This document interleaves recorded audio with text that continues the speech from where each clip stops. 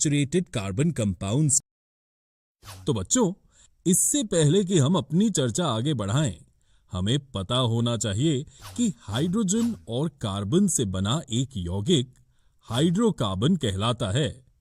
और ये हाइड्रोकार्बन दो प्रकार के होते हैं, संतृप्त हाइड्रोकार्बन और असंतृप्त हाइड्रोकार्बन। बच्चों, सबसे पहले हम संतृप्त हाइड्रोकार्बन के बारे में चर्चा करेंगे। उन्हें एल्केन भी कहा जाता है। हाइड्रोकार्बन जिसमें कार्बन परमाणु केवल एकल बंध से जुड़े होते हैं, उन्हें संतृप्त हाइड्रोकार्बन कहा जाता है। इसे एल्केन भी कहा जाता है। इस प्रकार हाइड्रोकार्बन जैसे मीथेन, ईथेन, प्रोपेन और ब्यूटेन को एल्केन कहते हैं। इन सभी संतृप्त हाइड्रोकार्बन के नाम एन के साथ समाप्त होते हैं।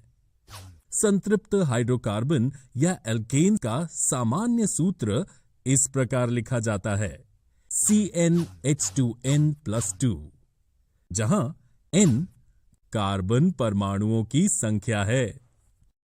चलिए अब उदाहरणों की सहायता से संतृप्त हाइड्रोकार्बन पर चर्चा करें।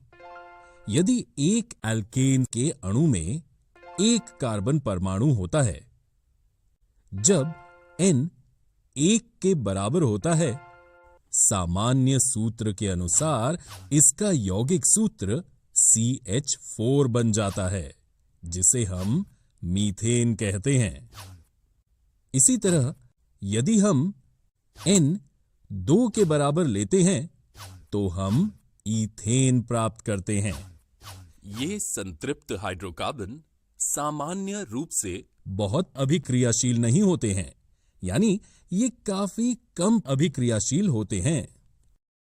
एक हाइड्रोकार्बन जिसमें 2 कार्बन परमाणु एक द्विआबंध या त्रिआबंध से जुड़े होते हैं, वो एक असंतृप्त हाइड्रोकार्बन कहलाता है।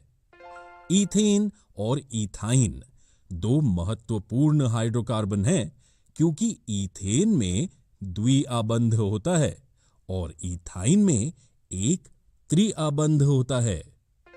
2 कार्बन परमाणुओं के बीच 2 जोड़े इलेक्ट्रॉनों को साझा करके एक द्विआबंध बनाया जाता है, जबकि 2 कार्बन परमाणुओं के बीच 3 जोड़े इलेक्ट्रॉनों के साझाकरण से एक त्रिआबंध बनता है।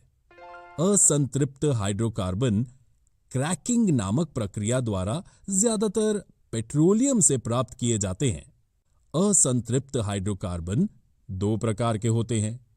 एक द्विआबंध हाइड्रोकार्बन को एल्कीन भी कहा जाता है। 2 त्रिआबंध हाइड्रोकार्बन को एल्काइन भी कहा जाता है।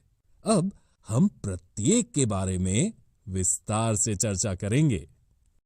एक असंतृप्त हाइड्रोकार्बन जिसमें 2 कार्बन परमाणु एक द्विआबंध से जुड़े होते हैं, वह एल्कीन कहलाता है। इन एल्कीन में 2 कार्बन परमाणुओं के बीच द्विआबंध होता है, जो 2 जोड़े इलेक्ट्रॉनों के साझाकरण से बनता है। ईथीन C2H4 और प्रोपीन C3H6 2 अलग अलग एल्कीन्स हैं। क्यों? क्योंकि उनमें 2 कार्बन परमाणुओं के बीच द्विआबंध होता है। यहां एक दिलचस्प तथ्य है। बच्चों, क्या आप जानते हैं कि केवल एक कार्बन परमाणु होने पर कोई एल्कीन नहीं हो सकता है? एक एल्कीन का सामान्य सूत्र CnH2n है, जहां n उस अणु में कार्बन परमाणुओं की संख्या है। चलो एक उदाहरण लेते हैं। यदि किसी एल्कीन के अणु में 2 कार्बन परमाणु हैं, तो n 2 के बराबर है और इसका आणविक सूत्र C2H4 होगा। 2 इसी तरह जब n 3 के बराबर है, तो हमें प्रोपीन मिलेगा। सबसे सरल एल्कीन इथीन है और इसका सामान्य नाम इथिलीन है। आइए अब एल्काइन के बारे में चर्चा करते हैं। ये असंतृप्त हाइड्रोकार्बन है जिसमें 2 कार्बन परमाणु त्रिआबंध द्वारा जुड़े होते हैं। इस प्रकार एल्काइन में कार्बन परमाणुओं के बीच त्रिआबंध होता है जो 3 जोड़े इलेक्ट्रॉनों के साझाकरण से बनता है। इथाइन और प्रोपाइन एल्काइन होते हैं क्योंकि उनमें 2 कार्बन परमाणुओं के बीच एक त्रिआबंध होता है। इसके अलावा एक और आश्चर्यजनक तथ्य यह है कि केवल एक कार्बन परमाणु होने पर कोई एल्काइन नहीं हो सकता है। एल्काइन का सामान्य सूत्र CnH2n-2 है, जहां N एल्काइन के एक अणु में कार्बन परमाणुओं की संख्या है। उदाहरणों की मदद से इसकी चर्चा करते हैं। 1. यदि किसी एल्काइन के अणु में 2 कार्बन परमाणु हैं, तो N 2 के बराबर है। इसका सूत्र C2H2 होगा, जो कि इथाइन है।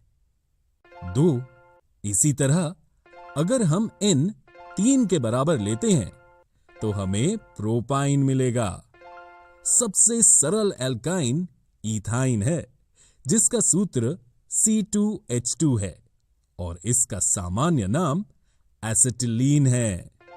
साथ ही बच्चों, आपको पता होना चाहिए कि संतृप्त हाइड्रोकार्बन की तुलना में असंतृप्त हाइड्रोकार्बन अधिक अभिक्रियाशील होते हैं। दूसरे शब्दों में एल्कीन और एल्काइन एल्केन की तुलना में रासायनिक रूप से अधिक अभिक्रियाशील हैं। 2 कार्बन वाले एल्केन को इथेन कहा जाता है। 2 कार्बन वाले एल्कीन को इथीन कहा जाता है और 2 कार्बन परमाणुओं वाले एल्काइन को इथाइन कहा जाता है।